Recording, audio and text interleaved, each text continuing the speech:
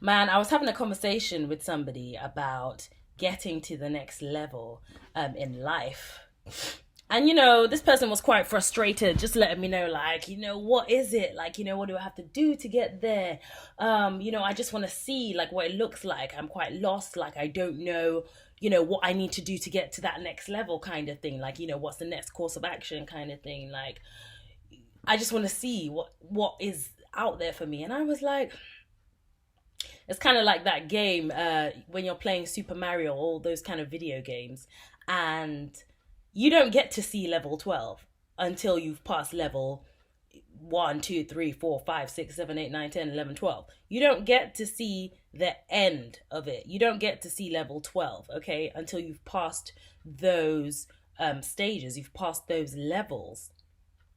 Unfortunately, a lot of us, we're not psychic. We can't like jump into our futures and see exactly what's going to happen and what we should be doing, that kind of thing. I mean, life would be much easier if we could just jump in, jump into the future and be like, okay, well, this is what I need to do, this is what I need to avoid, blah blah blah. But unfortunately, we don't have that privilege, so we kind of just have to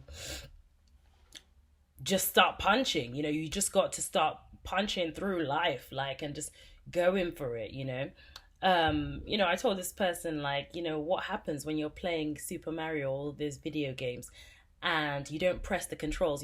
Super Mario, you press up to make him jump, you press left to make him run left, right to make him run right, that kind of thing. You actually are controlling Super Mario's actions.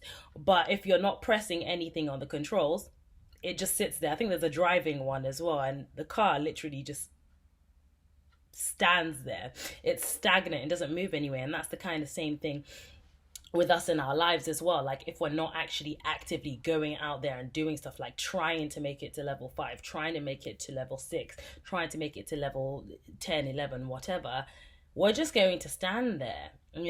There is nothing wrong with failing. There's nothing wrong with starting a business and it not working out. Like, try again, every single day. Like, when Super Mario dies, you try and jump over a ditch or something like that, and you didn't jump high enough, so you actually fall into the ditch in the video game.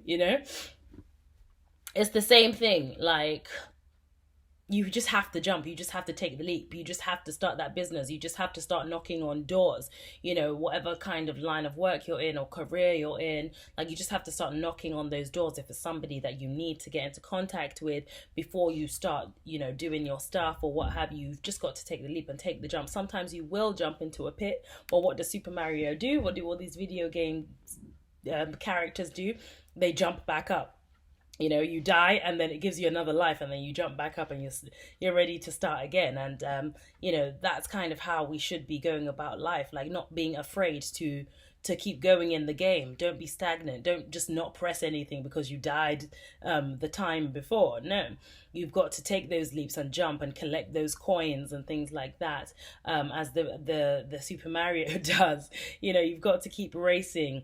Even if you came last in the last race, you keep going again. Maybe this time you'll make it to level 6, 7, 8, until gradually you start creating the kind of life that you want to live.